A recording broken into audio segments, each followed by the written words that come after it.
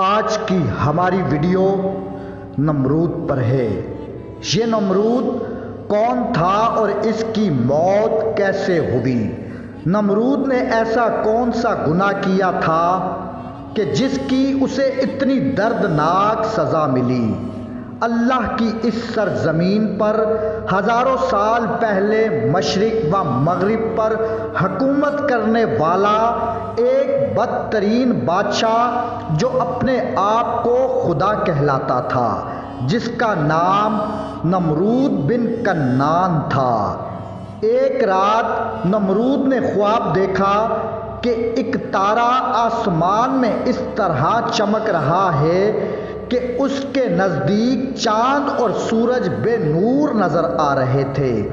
جیسے ہی نمرود خواب سے بیدار ہوا تو اس نے اپنے نجومیوں سے پوچھا تو ان نجومیوں نے بتایا کہ تمہاری سلطنت میں ایک جوان ایسا آئے گا جو تیرا مرتبہ اور تیرا دبدبہ اور تیری اس حکومت کو نیست و نابود کر دے گا۔ نجومیوں کی یہ بات سننے کے بعد نمرود نے ہزاروں بچوں کو قتل کروا دیا اور اس حکم کو نافذ کیا کہ مرد اپنی عورتوں سے دور رہیں، لیکن اللہ جو چاہے وہ ہو کر رہتا ہے۔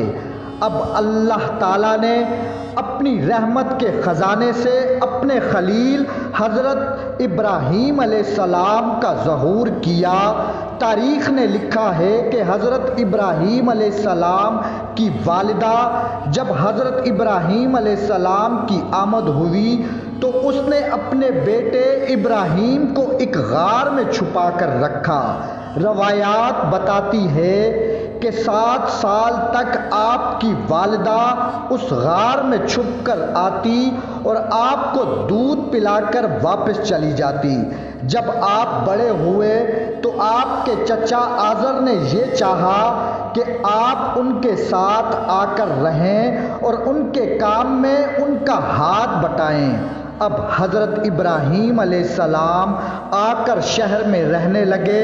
آپ نے دیکھا کہ کوئی سورج کی پوجا کر رہا ہے تو کوئی آگ کی پوجا کر رہا ہے، تو کوئی بتوں کی پوجا کر رہا ہے تو کوئی نمرود کو خدا کہہ رہا ہے۔ اب آپ نے ان لوگوں سے فرمایا کہ اللہ تو وہ ہے جو ہر چیز پر قدرت رکھتا ہے، اور فرمایا سورج طلوع ہوتا ہے تو وہ غائب ہو جاتا ہے، سورج کیسے خدا ہو سکتا ہے؟ آگ پانی سے بجھ جاتی ہے، یہ بھی کیسے خدا ہو سکتا ہے؟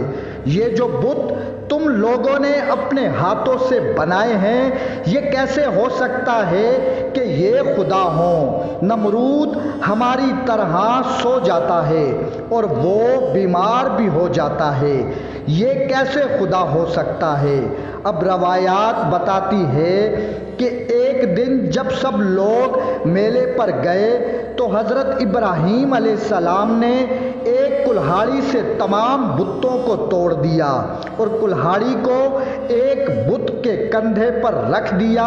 جب لوگ میلے سے واپس آئے تو انہوں نے دیکھا کہ سارے کے سارے بت ٹوٹے ہوئے ہیں۔ سب نے یہ مان لیا کہ یہ کام ابراہیم کا ہے، اور اس واقعے کی تفصیلات سب سے پہلے نمرود کو دیتے ہیں۔ جب نمرود کو پتہ چلا تو اس نے حکم دیا کہ ابراہیم کو گرفتار کر کے لایا جائے۔ اب نمرود کے حکم پر ابراہیم علیہ السلام کو گرفتار کر کے نمرود کے دربار میں لایا گیا۔ اب نمرود نے ایک حکم جاری کیا کہ ایک ایسی آگ جلائی جائے کہ جس میں ابراہیم کو ایسے جلایا جائے کہ لوگ عبرت حاصل کریں۔ اب نمرود کے حکم سے لکڑیوں کو جمع کیا گیا اور ایک بہت بڑی آگ جلائی گئی اور حضرت ابراہیم علیہ السلام کو اس آگ میں ڈالا گیا تو وہ آگ گلزار ہو گئی۔ اب اللہ کے نبی حضرت ابراہیم علیہ السلام مطمئن ہو کر اللہ کا شکر ادا کرتے رہے، اور فوج نمرود حیرت زدہ ہو کر نمرود سے پوچھنے لگی کہ ہمارے خداؤں سے تو ابراہیم کا خدا زیادہ طاقتور ہے۔ مورخین کا بیان ہے کہ جب حضرت ابراہیم علیہ السلام نمرود کی آگ سے بحفاظت باہر آئے تو باحکم خدا آپ نمرود کے پاس گئے اور اس سے کہا کہ اے نمرود، اب بھی ایمان لے آؤ اور اپنی آخرت بنا لو اور خدائی دعووں سے توبہ کر لو۔ اب نمرود نے کہا، اے ابراہیم، آگ ضرور تمہارے لیے گلزار بن گئی، لیکن اس کا مطلب یہ نہیں ہو سکتا کہ میں تمہارے خدا کو تسلیم کر لوں۔ اب حضرت ابراہیم علیہ السلام نے فرمایا، اے نمرود، میرا خدا بہت بڑی طاقت کا مالک ہے، اس کے مقابلے میں تیری حیثیت نہیں ہے۔ یہ بات سن کر نمرود کو غصہ آیا اور کہنے لگا کہ میرے پاس جس قدر لشکر ہے وہ تمہارے خدا کے پاس نہیں ہے۔ میں بھی اپنا لشکر تیار کرتا ہوں اور تم بھی اپنا لشکر تیار کرو، اور ایک مقابلہ کرتے ہیں کہ کس کا خدا زیادہ طاقتور ہے۔ اب حضرت ابراہیم علیہ السلام نے نمرود کا یہ چیلنج قبول کیا اور ایک دن مقرر ہوا۔ ادھر نمرود نے بے شمار لشکر جمع کر لیا، اور جب وقت آیا حضرت ابراہیم علیہ السلام میدان میں تنہا پہنچے تو نمرود نے پوچھا، اے ابراہیم، تمہارے خدا کا لشکر کہاں ہے؟ حضرت ابراہیم علیہ السلام نے فرمایا کہ ان قریب آنے والا ہے۔ اتنے میں مچھروں کی فوج فضا میں ظاہر ہوئی، اور ان مچھروں کی تعداد اتنی تھی کہ سورج کی روشنی چھپ گئی۔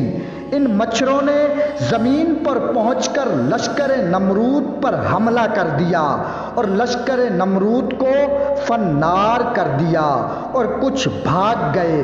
جب نمرود نے اپنے اوپر مچھروں کی بارش دیکھی تو وہاں سے بھاگ کر اپنے ایک شیشے کے مکان پر آ گیا اور اسے چاروں طرف سے بند کر دیا، لیکن انہی مچھروں میں سے ایک مچھر نمرود کی ناک میں گھس گیا اور 400 سال تک نمرود کا دماغ چاٹتا رہا۔